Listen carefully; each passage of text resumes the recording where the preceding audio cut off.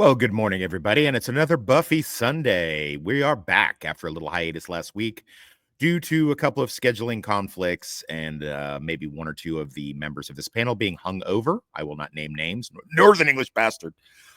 We are back, and we're going to talk about one of my favorite episodes. It's a huge fan favorite, Season 3, Lover's Walk. And without further ado, let me bring in the aforementioned panel. Northern English bastard, happy Sunday, and how are you, sir? Hello, you beautiful bastards. And yeah, I'm so looking forward to talking about this episode. It's the return of Spike for this one It is episode. indeed the return of Spike. Yes. Critter Kingsford, how are you this Sunday? I'm glad you could peel yourself away from your grandchildren and Matlock Marathon long enough to come in here and talk a bit of Buffy with us. It's just another Buffy Sunday. Yay. All right. Yeah, let's make that happen. But yeah, this episode lives very well in my mind. It's one of the ones that I'll come back to as like a comfort food almost. As Northern English pointed out, yes, it is the return of Spike. It is his one and only appearance in season 3 after being such a huge part of season 2, but it will not be his last appearance, not only in the Buffy universe, but also the Angel universe as a whole, because he becomes a fan favorite after this episode. What is you guys' thoughts on this? So, like, I watched this in real time as it came out, but what did you guys' thoughts about the fact that, one, he comes back, and then two, this is the one that like solidified him being a mainstay in the cast? Northern, go ahead. Oh, well, because when I first started watching it, I'd missed a lot of episodes, but as soon as it came back, for some reason, I don't know why, but I always kind of felt like, I'm glad to see this guy again. And he was a good laugh. He kind of got to sort of shine on his own a little bit, because even though we still get Buffy and Willow with the SAT scores and the whole, Willow and Xander sort of like will they, won't they kind of thing going on, Spike is still kind of the main focus, and seeing him sort of like morbidly depressed and sort of looking back on all of the killings he did with Drusilla just kind of like really elevates everything, and you can really tell he's just enjoying this role, and he kind of feed off that enthusiasm he gives to the role. Yeah. Critter? Well, again, I watched very little of this way back in the day, and so kind of like in terms of like spoilers, I already knew that who's the actor who plays Spike? James Marsters. That I already knew prior to doing this show with you guys is that Joss Whedon was like, I hate you because now I got to write you into the show because he became a fan favorite. So knowing that he was, that he rolled out of that amazing intro, his reintroduction as he rolls out of the car. So I wasn't like, oh yeah, that's right. He's in the show, and I kind of knew that he would reappear later because he became a fan favorite, and because Joss Whedon had that conversation where James felt like, "What, was he mad at me?" Like, no, I got to now put you in my show because everyone loves you or likes you, whatever. So yeah, I will say this as a not a huge Buffy fan back in the day.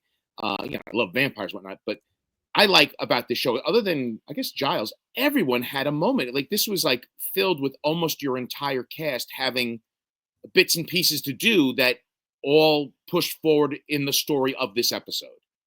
All the appearances, you get the mayor and the mom, Buffy's mom. So like that was kind of exciting to see. I hate to do it like Star Trek. All the characters of DS9 are involved in this episode. That's very cool. You get to see everybody. Then of course you throw Spike into it, which is just he's always funny. Yeah, I think this is not only what solidified him as a fan favorite. Definitely, I mean, I definitely became a huge fan favorite after this. I definitely liked him in season 2. There's nothing saying that I didn't, but at the same time, this performance where he gets to be menacing, he gets to be pathetic, he gets to be funny, he gets to be fucking romantic, drops that great line that we're gonna play a clip of later on in the episode, where he talks about the meaning of love and how that works and his kind of poetic philosophy on it. He gets to do all of those things in this one single episode. Now, whether or not he knew at the time he'd come back, maybe he didn't.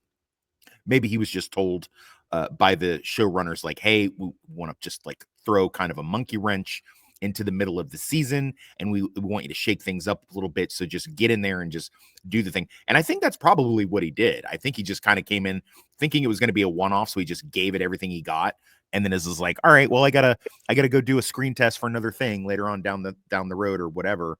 And I think that's shown in the performance here, and of course the writing is top notch. This is a great episode, and it's a great way to tie up all these fucking romantic loose ends, because I think at this point everyone has been pretty sick of the fucking Zillow, the Xander Willow fucking thing is just really it's tired and pedantic and played out.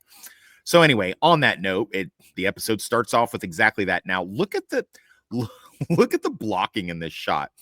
Very clearly, this fucking Oz.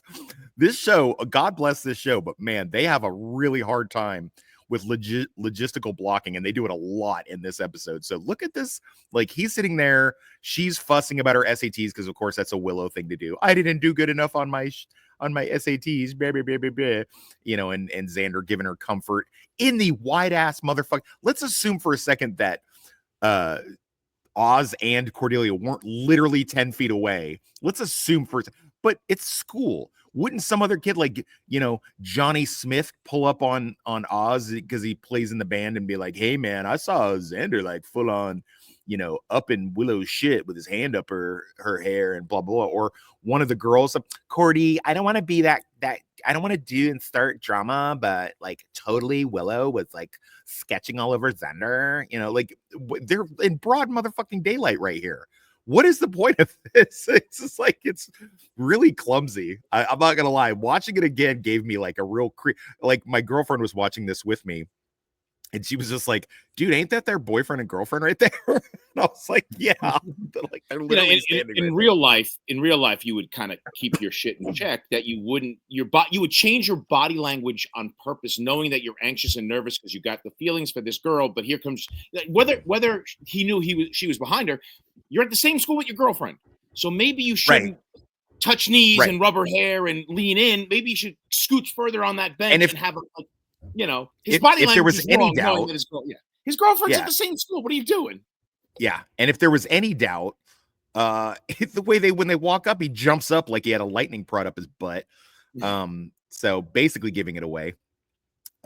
So Cordy's done very well they've all taken their SATs. Xander's tanked it, obviously. Army, prison guard, it's fine. You don't need good SAT scores for either one of those jobs, which he ironically never went into, but we talked about that in a previous stream. They don't mention how good or bad Oz did, because I think they've already beaten it over the head that, he's a great test taker and just doesn't like to do the homework thing and stuff like that. We know Willow did good, but she's just, always have to be self-deprecating. And she's like a perfectionist, isn't she? So well, I think it's also, I think that's it's like an affectation she has. I think it's a way that she gets attention by overdoing some of these like tisms and shit like that. Like today she'd be like, I'm on the spectrum, so like that's what where back then she was just weird. But yeah, Cordelia's done well, which is interesting. She'll also never do anything with that career wise, but more to follow on that one. But I love Oz's. I can see why you'd be upset about this, and I was being sarcastic, and the whole he's like, sorry, that was my sarcastic voice. He goes, it sounds like your regular voice. I've been told that. Fucking Oz's shit is always solid gold, man. And strangely enough, Buffy has also done very well. And this means something different for her. Since unlike the other kids, even though we're going to find out that like literally none of them do anything with like career, school, anything like that. Anyone who's followed the, like is reading ahead, so to speak. None of them actually do anything, but at this point, Buffy is pretty much, like, hey, I'm the chosen one. This is what I got to do, and this takes precedence. So I'm really not going to have a career. Now maybe I will, because Faith is around. Faith wants to do the slaying. I could be the backup slayer, and pursue, I don't know, entertainment marketing or whatever. And then we get the arrival, a great callback scene to season 2. We get the arrival of Spike, where he comes in and crashes. This is actually a hat trick for those who are also reading ahead, because he comes in this way in season 2. He comes in this way in season 3 for his little one-off. And does anybody know why it's a hat trick? No. No, please elaborate. So the hat trick usually means like a a thing of 3. You know, they do the thing 3 times. Oh yeah, he kind of does it in season 7 when he destroys Sunnydale. Right. In season Yes. 7, yeah, spoiler. In season 7, he listen, this show's like fucking 30 years old if you don't know already. But in season 7, when he closes the Hellmouth, they knock the sign down as well. So pretty cool Easter egg little callback here. But he's kind of come in not doing so great like he did last time. Just kind of falls out of the car, drunk as fuck. Obviously depressed. Drew has left him. I mean, they telegraph that quite a bit. He goes into the old factory where they used to live. He finds her dolls, starts beating the shit out of her dolls. He's really coming off unhinged, and I love every single moment of it. We're back at the high school, and we've got Oz being super sweet to Willow and Cordy being super sweet to Xander. So anyone with half a brain that's ever watched a TV show ever knows that shit is about to go wrong. Interesting that Giles, something I picked up on a recent rewatch. So Giles is going on a retreat, which I guess is all these watchers do. I guess he was finally invited on one. They felt pity on him for getting his head bashed in by Gwendolyn Post a couple episodes ago. So they actually let him come to the watchers retreat this time. So he's going to go out. Excuse me. He's going to go out and go to the watchers retreat after having a discussion with Buffy. This leaves a lot of the events in this episode probably wouldn't have happened if Daddy Giles was around. You guys realize that? Well, I also want to point out that we're keeping count of how many times Giles gets knocked out, even though it's not in canon. Apparently, off camera, while at the retreat, he does get knocked out. Are you serious? No. Oh, okay. Hey, I don't know. You might add sorry, some. I was just like, yeah, it's some fan fiction. He gets knocked out, so he gets knocked out whether you see it or not. Every episode. Okay, fair enough. But Giles gives her the advice that hey man, Faith's here, so maybe you just go ahead and also Faith noticeably absent in this episode. So a lot of these events wouldn't happen if Faith was around. And I'll get more to that later. But yeah, so Buffy's just very nonplussed about this whole, I might have a different life than what I originally envisioned it. So what do I do about this? Of course, the subtext is very clear, though. It's not the fact that she's really put off about the potential of college, taking a back seat to the Slayer thing. We know what the deal is. She's a teenage girl and she wants her honey bunny to be with her. So, that's what she's afraid of is going off to college and leaving Angel behind. Although why Angel couldn't get a castle nearby whatever fucking college she goes to and stalks her there, who knows? I mean, he did come all the way from New York to California. So what would be the big deal if she goes to NYU? He couldn't go back there again. So I mean, I don't know, whatevs. More Xander and Willow bullshit. And they don't want to go on the double date because they're afraid that they'll accidentally let something slip. I find that to be kind of realistic. When people are holding a lie, they don't really want to talk to you or be around you much because they're worried that some skeleton's going to pop out. One of the big things that she is getting anxiety about is Buffy's mom is going into full mom, full Joyce zone. And, let's do college. And, you can understand that it's a, that's a Joyce thing. She went to college. She wants Buffy to go to college. She wants the best for her kid. But also if she goes to college, maybe she has less potential to get killed again. And, Buffy, promise me you'll get a degree. Sure, mom, as long as you don't get a brain tumor and die on me. So that's not dialogue that happened, but that's what I think is the subtext. So this is interesting. We've got Spike is stalking Angel, and again, he's literally 10 feet away, and Angel's super senses can't sense Spike, but whatever. So Angel is sitting by the fire as one does, a brooding loner, and reading La Nocière by Jean-Paul Sartre, published in 1938. And this is a philosophy book. Anyone want to expound on this? Because I have, in fact, read this book and I understand what it means for the rest of the series, but I've been already talking a bunch. So if anybody else wants to hop in on this, please feel free. But if you don't, I'll handle it. Yeah, it's basically about someone that's been socially alienated, and is a decent guy, but he sort of like kind of develops a sense of revulsion. Okay. Yeah, I'm just looking at the trivia, but I'm just saying from memory as well, from when I looked it up. Haven't read the book. I don't know the meaning, but I will say before you give us the explanation. I know earlier because I watched someone's behind the scenes on the episode. What this show does is they will do things like this. In Willow's locker is a picture of a author in a book called Wolf, which has to deal with also, I think, being ostracized or something or different. I don't get the proper context, but I do like that this show will do that. So how come he's reading this book, or the poster on a wall, or a picture in a locker, all has I don't want to say hidden meaning, has a meaning to that character or possible events coming up. Okay, those are all pretty good. So this book has to do with like existentialism and the meaning of life, or in Sartre's interpretation, maybe the lack of meaning. And what that does is give you an idea that the life that we live is intrinsically meaningless. There is no meaningfulness to the universe itself. It is indifferent to you. And the philosophy is what you do about life, and how you are kind of pulled away from it when you experience an existential crisis. And of course, Angel's experienced an existential crisis. He was killed, sent to a hell dimension, brought back. What is he brought back for? What is the purpose of my life? This becomes a driving force in the Angel TV show, which we're rapidly approaching the start of in our Buffyverse rewatch. And ultimately, again, reading ahead, but ultimately what Angel discovers is that his mantra, his mission statement, that if nothing we do matters, all that matters is what we do. You can have a purposeful life without there being a God. You can have a purposeful, meaningful life by doing things and finding a purpose for yourself and doing for others. And in the things that you do every day, like Charles Gunn in the very final episode of Angel, deciding that they've all been played like puppets by the powers that be and by Wolfram and Hart. And so he is going to help Anne from, the Buffy universe, help her move some furniture into the homeless shelter, because that is a thing that he can do. That is an act that has some meaning. The whole pushing the rock up a hill and the rock is just going to roll down. Do I go and get it, or do I just stand on the hill? Well, most people decide every day that they're going to go and get that hill.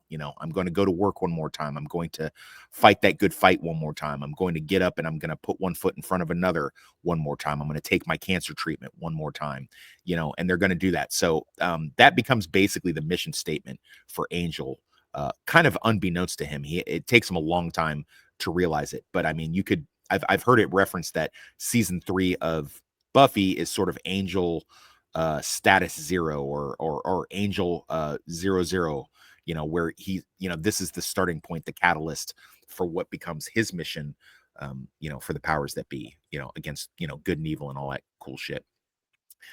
Well, Spike he's not that sort of self-aware. He doesn't really care. All he cares about is he thinks that Angel was the catalyst for breaking up him and Drew, and maybe to a certain extent he's right. But he gets pissed drunk, falls asleep out in the courtyard, and unfortunately day breaks. And if you're pissed drunk, and we've all been pissed drunk and hungover and woke up in bad places, but that's very dangerous for a vampire because the sun comes shining in.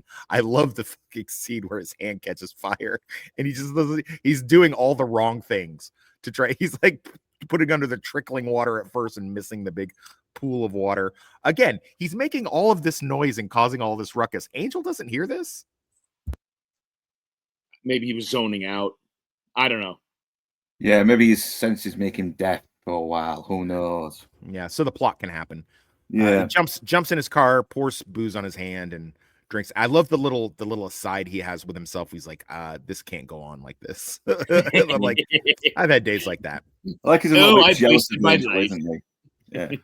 I like the fact he's a little jealous of Angel as well. He keeps saying, "Oh yeah, you think you're so fucking cool, don't you, Mr. Cool Guy?" Yeah. Yeah, I love the pettiness, and I really like when it's later on when him and Spike are reunited in the Angel series. I love the pettiness is reciprocal. It's not just one way. Like the pettiness goes, like Angel is just as petty against Spike as Spike is against Angel. And I love that they wind up writing that in. So we get our first appearance of the magic box.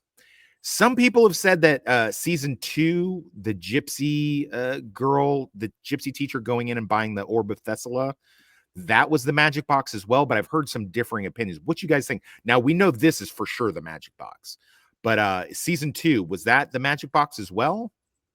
And this chick I'm so down the peripheral about that. I have no idea. I didn't know there was a special, like the coffee shop in Friends. I didn't realize it had that kind of. Well, yeah, this is So okay, so Critter doesn't know, but this becomes Giles winds up buying this place, and this becomes their base headquarters for I think like at least 2 seasons. Yeah, so get out of the damn library.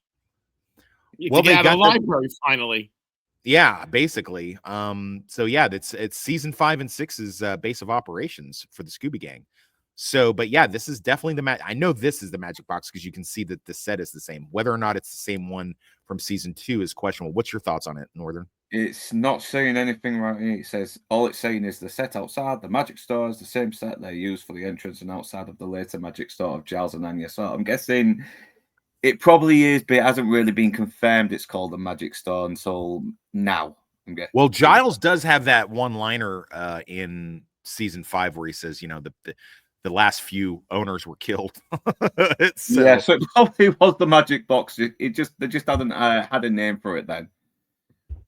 Yeah, so yeah, it was probably literally just the set they used, and then through need, it became that location in the scripts.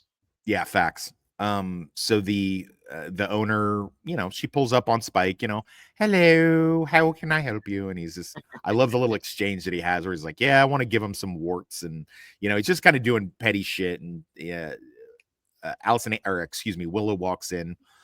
She wants to do a delove spell. We're so over this plot. Anyway, so she gives her what she needs in order to do it. That's important for later. And then Spike decides if she can do a delusting spell, maybe she can do a lusting spell for me. So kind of the same mindset that Xander had in season 2, Bewitched, Bothered, Bewildered. And we get that, great shot that we see in all of Spike's intros moving forward where, you know, he jumps out, grabs the shopkeeper and does away with her as he does. And then we jump over to Mayor Wilkins and he's concocting more of his plans and doing Mayor Wilkins shit, playing golf inside of his office. And this is exactly like the kind of saccharine sweet mayor shit that you want to see.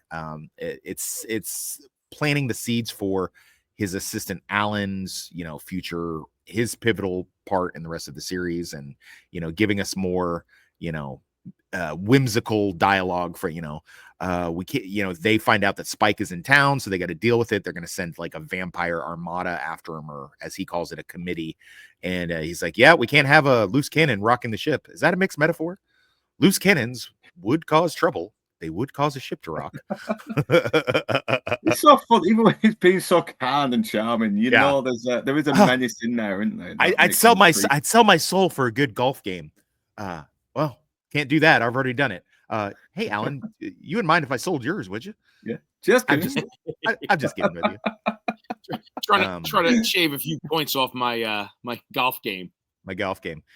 Buffy in this fucking this outfit she's got on, man. Holy bejesus. Yeah, we're just trying to be friends, but I'm gonna come over in this come fuck me exercise jumpsuit.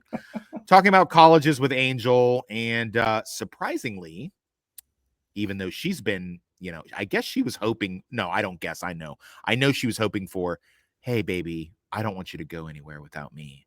Could you stay, you know, where she could just pretend like it's actually a choice, but really Angel does the right thing here. He is in love with Buffy. It's very, very clear, but he speaks to her like an adult. He's the more mature person where he's just like, listen, you gotta go do this. You're not going to have a life with me. So you might as well just go and, you know, pursue the best thing for you. Probably thinking also the same thing along with Joyce. He doesn't want anything to happen to Buffy. He knows Faith is there. He even knows he is there. So he could be fighting the forces of darkness, and Buffy could go get a higher education and get pounded out by some frat boys. So, you know, maybe not necessarily in that order. But yeah, I like that scene. Very good one. And then, well, not the frat boy thing, but it is implied. So Willow's working on her magic in the chemistry lab. She had tricked Xander into coming there under the guise of something else. Xander quickly deduces that it's witchcraft. Willow lies and says, no, it's not witchcraft, to which he pulls out the witchcraft book. And she says, okay, well, it's witchcraft. And I love this. This is the great, I can't do this anymore, Xander. This me and you, blah. What's your thoughts on this, guys? As far as like this is bad. This is a bad omen. This is a bad whatchamacallit, harbinger of things to come with Willow. Yeah, it definitely does start off on a path to where she does become eventually addicted to using magic. It's well, not only that, she didn't get his consent to do this. She was going to perform a spell on him without him knowing about it. That's not cool. I mean, that's like she could have just told Xander, listen, this thing going on between us, I want it to stop. All right, we've got people we love, and it's just going to mess things up and make things worse, you know. Yeah, but she didn't even give him that choice. I know. And she's going to do that again later and cause another problem with a very close person to her. And that's Willow doesn't want it. Willow doesn't want to, even though she might seem like she's the most mature of the Scooby, she's really not in a lot of ways. She's really kind of the most immature because she doesn't like to deal with problems. She likes to just find the quick, fast way to, circumvent them. So just about to say that, like, instead of like being, again, taking the magic and the vampire out of the equation, here's two people that are being jerks that just can't get their act together because they're in other relationships. Instead of ending those relationships and getting together, now you put in the Buffyverse, like, yeah, let's use a magical spell to fix this problem. And that's why this so annoys me. Never mind, like, being cheated on, how much that sucks.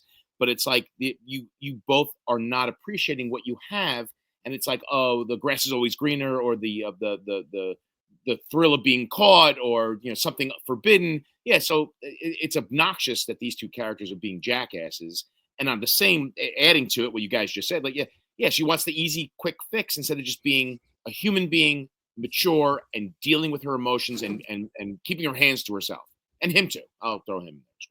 I mean, it goes to show that she can be a bit hypocritical at times as well, because she's kind of paid herself as the more mature one, but now she's realizing, maybe I'm not mature. I'm kind of just as fucking immature as everyone else, and as petty as everyone else. Time at band camp, I stuck a flute in my pussy. Excuse me?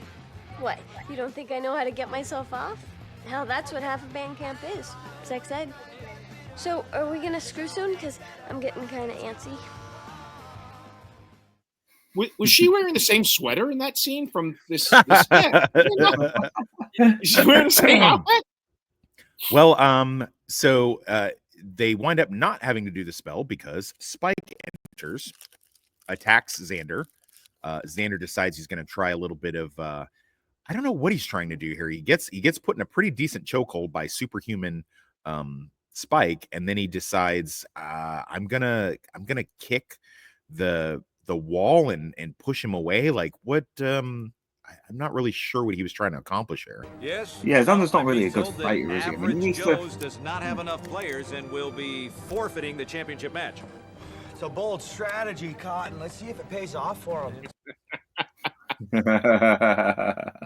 It, in fact, does not pay off, and he gets his shit quite well rocked. Yeah, he needs to learn some fucking combat with Buffy. He really does. I mean, she knows this stuff. I mean, he could train with her. Fucking hell, that'd be very handy.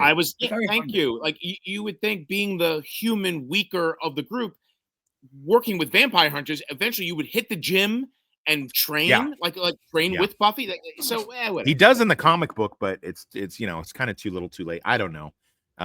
But yeah, I always thought that was weird. I always thought it was weird. I mean, because there are times when he comes off pretty badass, when they go to rescue Oz in season 4, he puts on the military gear, comes in with the fucking trank gun and holds off a couple of fucking, soldiers, I mean, he's done pretty well in a couple instances, but yeah, I don't know, man. I'd be hitting the gym. If I'm working with werewolves and vampires and demons from a portal, I would be hitting the gym every day. Facts. No, facts. So they get brought back down to the basement of the factory, and see, this is what's funny to me. James Marsters wins everybody over, and people become a fan favorite. And a lot of people who are big Spike, James Marsters, thirst trap type people who just, oh my God, I love him. They love him a lot because of this episode. And you could say it's because of the great poetry that he displays in this, and the love sickness and stuff like that. And I'm not saying that that's not true, but you have to also realize he's fucking scary menacing in this scene. When Willow's trying to obfuscate and just, well, I don't know if I can, and I don't know if I should, and blah, blah, blah. Like, he just literally cracks that whiskey bottle, and he's like, I'll put this straight through to your brain, and she just is like, oh, please. Like, she looks fucking terrified here. Then Just again, going, he's been completely toxic, and he's been completely vulnerable as well. Why do you think women are going for him? He's toxic and vulnerable. I can change him. I know why, buddy. Lord Toxic knows why. I can tell you. I can change him. It's the caged animal. Like his whole, he's so scared he's lashing out. The fear of a caged animal. Yeah. And then he switches right to like the sad. Oh, but she didn't even care enough to cut off my head. She went off with the chaos demon. And well, I bought her beautiful dresses, and I got her beautiful, beautiful trinkets with beautiful girls in them, and she just didn't appreciate it. And then she would flirt. And then do you have the screenshot of his or a video of him as he puts his head on her shoulder and she does that little tap? Like they're there. No, I don't. They're there. I mean, he's kind of acting like I'm a real guy who's had his heart broken, would act, but at the same time, he's saying this stuff like, "Oh, this is where we killed a homeless guy here. He's fighting for his life." Yeah, I do like the fact that after that he immediately fucking goes into like, "Oh, I'm hungry for a woman." Now he says, "I haven't had a woman in weeks." Is he talking about both sex and bleeding her, or just bleeding her, or what? It's left very ambiguous. I like the fact that she's like, I'll do the spell, but there will be no having me of any kind. I think there's like a lot of things happening. I wish I had it, but I don't. There's a great clip. Listen, my VHS tape of this was worn down in this next scene where we go to Buffy spending her evening doing jump roping in the library, and just oh man, if you get a chance, watch that scene. It is marvelous. It is. Whoever was moistening her up for those things, good on you. Well done there. Well done. But Oz and Willow, who had, remember they had the double date for they were going to go bowling. They were supposed to meet up with them, and presumably in Willow's mind, she'd already done the spell and everything was everything, but obviously it didn't work out that way. Oz and Cordelia rather find that there's some disturbance, and Xander and Willow are nowhere to be found. So of course, smartly, they go get Buffy, which is, you get a superhero. That's what you do as far as that. And they're gone. So Buffy decides to say, hey, go first thing first, go find Giles. He's in Breaker's Woods. And she starts to take tactical command and then goes straight to the weapons cabinet, which I like that, but then she doesn't follow through with it. But I do like that the fact that her first thought is, let's get Giles in on this and let me go get some weapons. Unfortunately, it doesn't happen because Mom calls to distract her with more college bullshit. And in the background, she hears, hello, Joyce, and knows right away something is rotten in Sunnydale.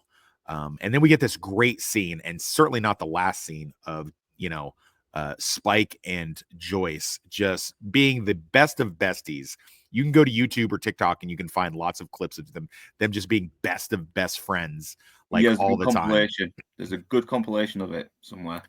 And he's telling her about all his problems. She's telling her about, the divorce with Hank Summers, the horrible daddy, blah, blah, blah. And then because of last season, Angel's invitation was revoked. And he comes in to try to save this situation, and he can't. And Spike uses that because Spike was invited in, Angel was blocked out, and now the situation has reversed itself again, and they decide, well, we're gonna have a little fun with the scene. And we got James Marsters just fucking doing his fucking bullshit. It's just like it's like he's so fucking funny in this. You can't come in, you're a very bad man. It's just like totally teasing him as much as he can, have as much fun with it. But of course, Buffy comes in, invites Angel in, as you read in the little trivia track there. Angel never comes back again into her house after this, which is pretty interesting. So as far as, or after this season anyway, he does come back in this season, I think once or twice for a couple of reasons, but I won't get into that for more spoiler sake. But Joyce is again joicing it up with the whole Willow's a witch, Xander's a witch. What's going on? Is he not our friend? What's happening? Hard to keep up. But I mean, to be fair, she didn't watch all of season 1 and 2. So we've also got, Oz and Cordelia on the rescue mission, and Oz displays a little bit of werewolf powers by, saying, hey, I smell Willow nearby. And Cordelia thinks that's disturbing, and, he actually agrees with it. We've got, so the deal is this: I will release your friends if you help me help them do the magic spell. And so they've got to go get ingredients in a book in order to make the magic spell happen. And Angel and Buffy grudgingly agree to help Spike out with this in order to get the people back. Of course, I love the little line that Buffy does where she's like, "Oh, they're probably just at the factory." It's no. No. That was stupid. I'm not stupid. How thick do you think I am? That is some great writing by Joss Whedon as well. I mean, yeah, it really is. I mean, good little humor as well. He's using cliches. That's how meta. That's how meta is done right. Yeah. No one could do meta better than Joss, for sure. I also, as he's starting to get the results of a hangover and they're on their little scavenger hunt, it's like, Drew and I we killed a homeless guy here. He kept begging for his life, which just made a bite harder. I mean, this is just he's so good in this, man. Yeah, and it's got that right level of mean-spirited humor as well, and the fact that it's done in the context of a guy, sort of reminiscing some happy memories with his loved one just makes it all the more funnier. It really does. He's such a great villain because he just revels in being a villain, And Angel and Buffy giving him this withering look is also great. They go into the magic shop to go get the ingredients. It's revealed that obviously the shopkeeper's dead because of Spike. And we got fucking Xander and Willow again. And it's actually kind of a cute scene, I won't lie. Her saying, hey, are you okay? Do you need to barf?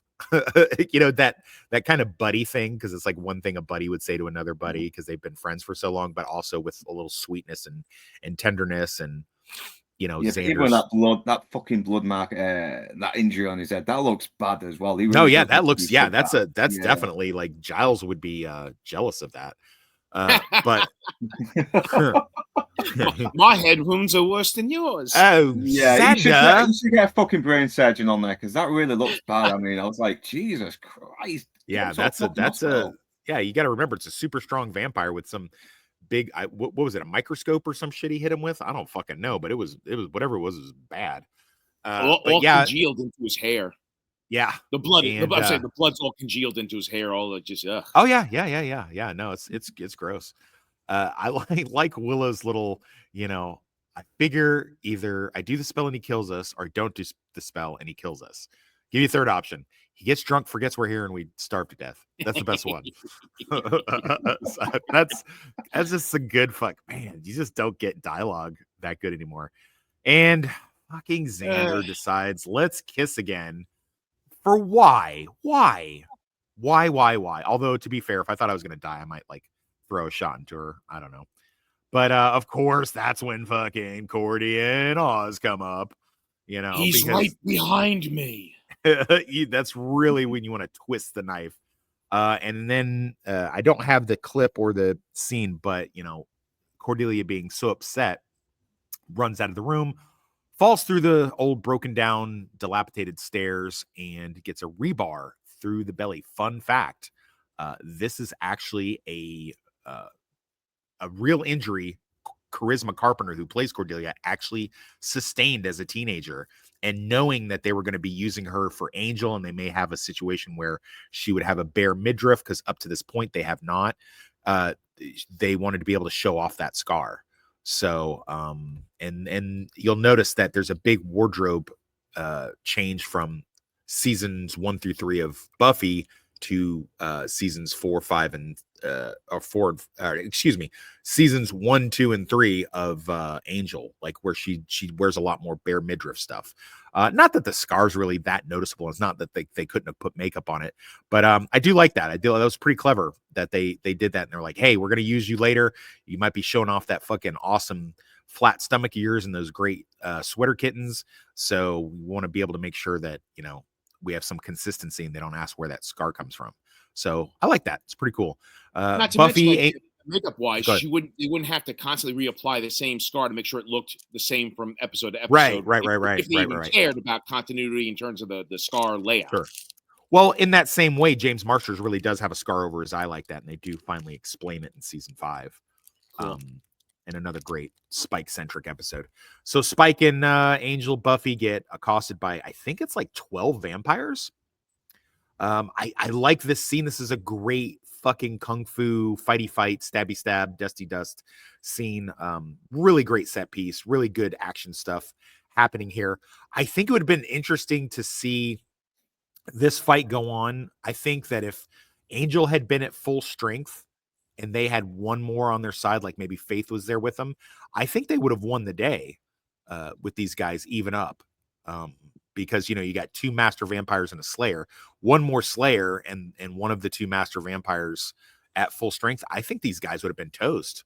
So, but it's great. You know, Buffy doing, of course, most of the legwork because that's her nature as a slayer, but Spike and Angel holding their own pretty good until he doesn't, of course. And Angel, like a little bitch, goes down in this and winds up getting, oh, fuck, I almost forgot. Damn. Sorry. I totally forgot the clip. Jesus, how did I breeze right past that? Well, because I'm stupid and because it's Sunday and I'm fucking tired and I drank last night. So here we go. As they're looking for the ingredients before they run into this, actually. So pretend like you didn't see those last couple screenshots.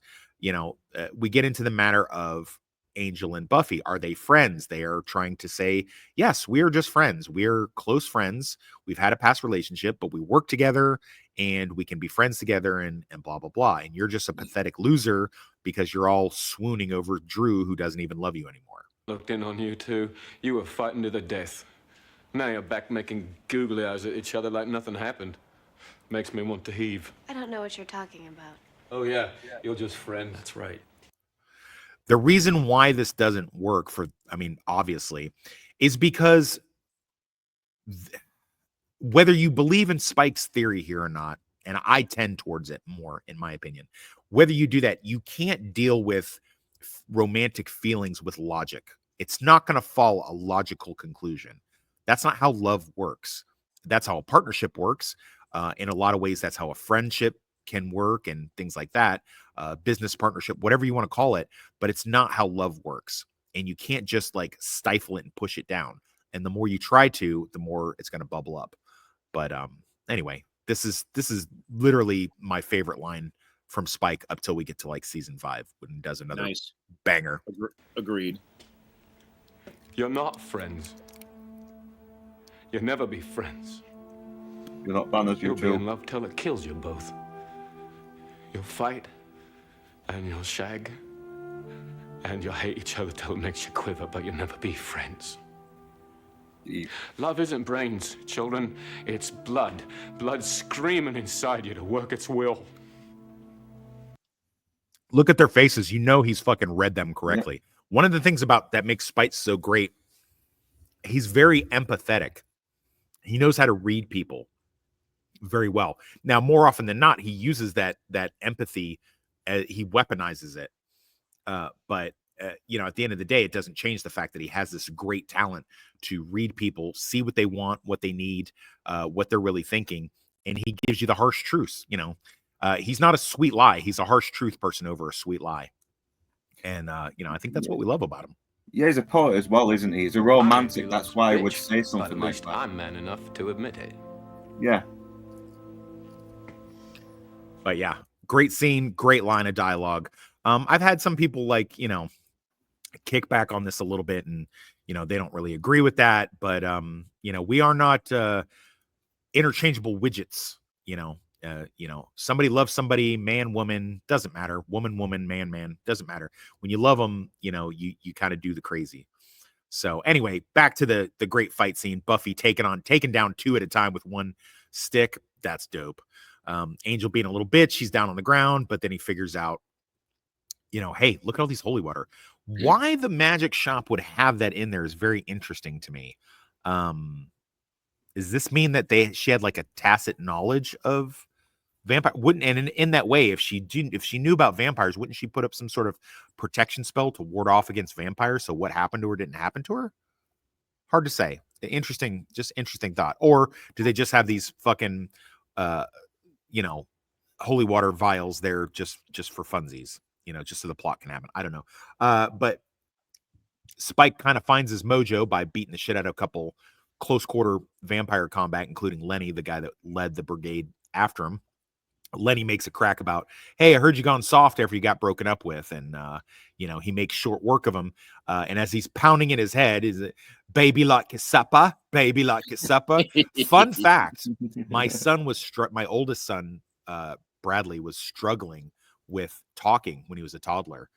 And while I was at work and my ex-wife taped this show for me, she played it and she goes, hey, watch this part. And then as soon as Spike started doing that, my son started going, baby like a supper, just like that. So he had so in this way, James Marsters actually have helped my son kind of overcome his little speech impediment there. So good on you, Spike. Well done. Happy to say that that's the thing. They defeat the vampires and everything is cool. And all of a sudden, Spike realizes, hey, your friends are at the factory. Go get them. I don't care. I don't need the stupid spell. All I need to do is find her wherever she is, torture her till she likes me again. Cause that's how Spike does business. And I respect it. And the end of the episode has everybody very, very sad. The lovers' walk did not end good. Buffy realizing her and Angel can't really be friends and they can't be anything else either. Everybody's alone and sad. Oz is realizing that even though he found a nerdy chick who's only kind of medium good looking and he's in a band, she will still cheat on you, as you do. Xander realizing I had the best thing I could possibly have with this 18-year-old that looks like a 28-year-old supermodel, and I screwed that up royally. So I'm going to have to lose my virginity to a psychotic slayer in a couple episodes. And Cordelia having buyer's remorse, just sitting there. I get impaled and I'm sitting here in a fucking hospital bed and this dork cheated on me. So that sucks. So everybody's sad and unhappy at the end of the episode. Oh, except meanwhile, Giles is having a blast. Yeah. Giles is just no one knows it. Giles is living up, drinking heavily, getting some. I feel like Giles is out like having like naked threesomes with like bookish.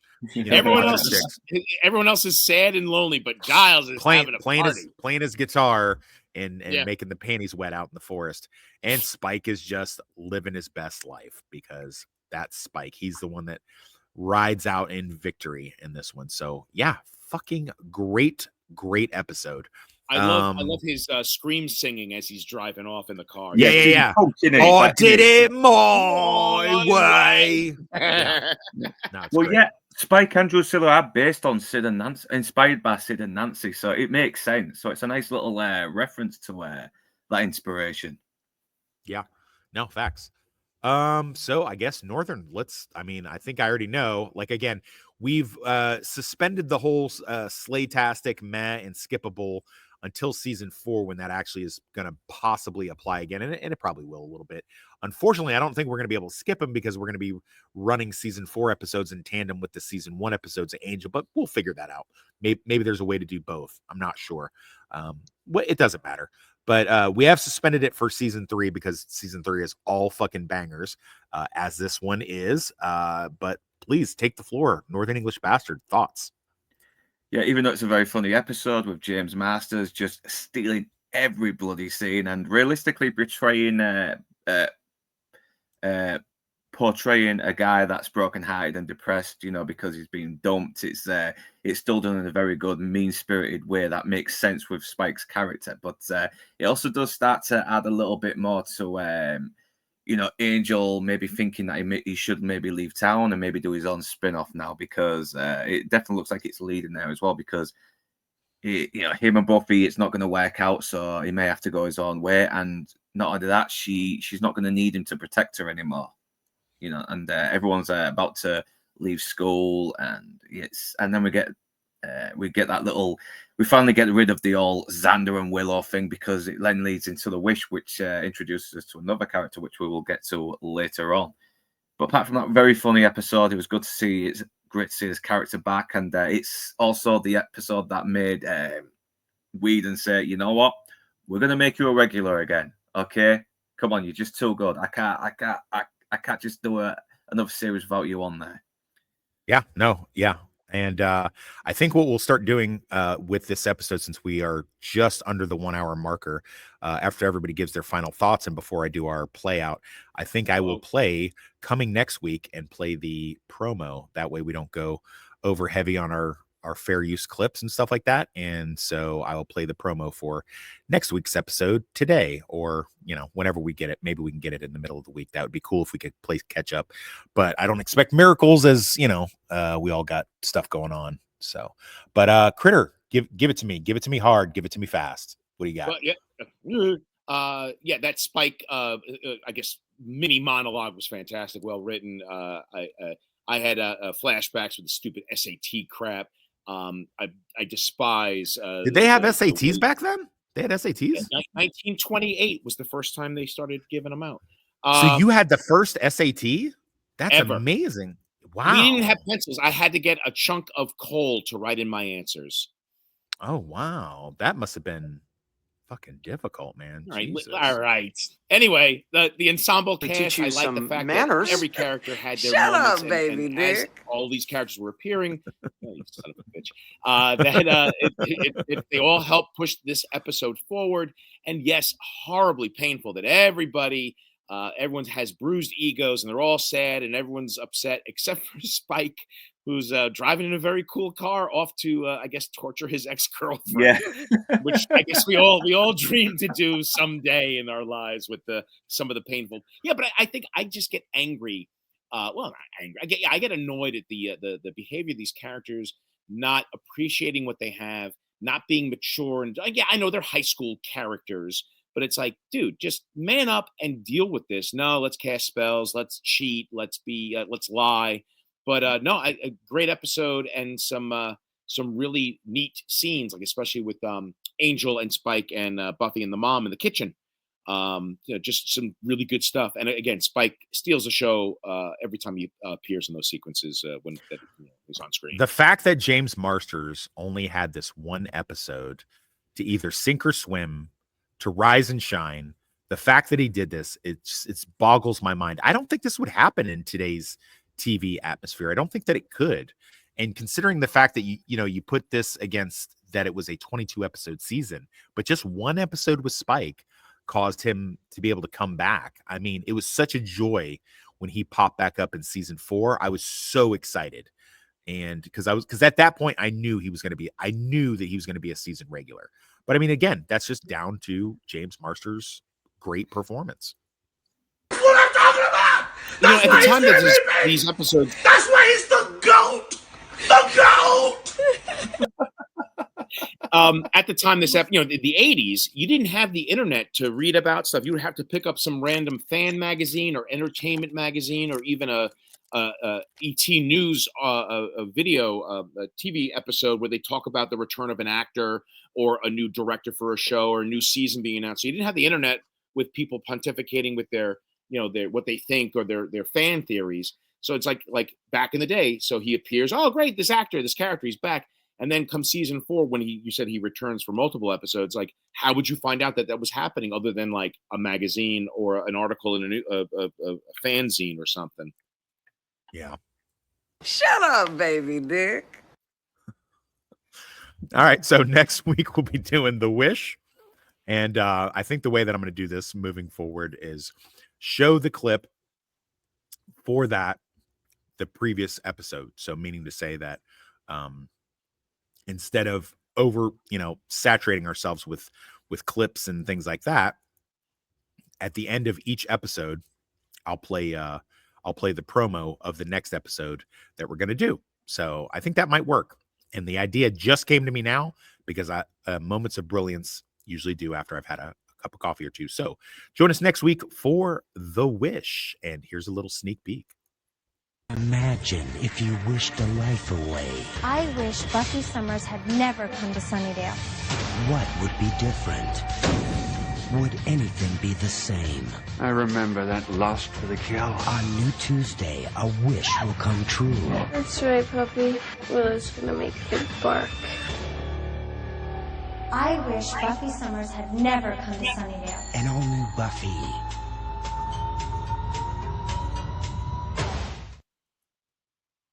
Previously on Buffy the Vampire Slayer. You are the Slayer. Into each generation, a Slayer is born. Why don't we start with, hi, I'm Buffy. Xander. Cordelia. Willow, right? Mr. Giles. Angel.